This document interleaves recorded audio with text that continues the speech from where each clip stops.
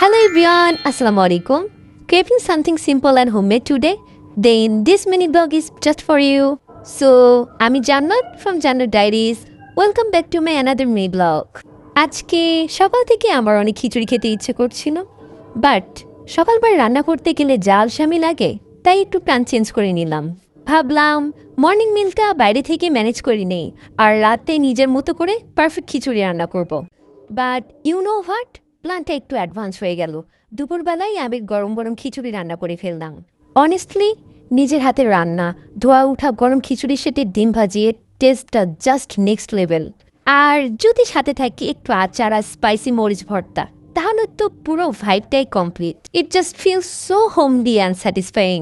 And আলহামদুলিল্লাহ এখন আস্তে আস্তে রান্না শিখছি, and now I can confidently say আমার খিচুড়ি এখন অনেকটাই পারফেক্ট হয়। আজকের সিম্পল মেনু ছিল খিচুড়ি, ডিম ভাজি, মরিচ ভর্তা আর আম্মুর হাতের স্পেশাল বড়ই আচার।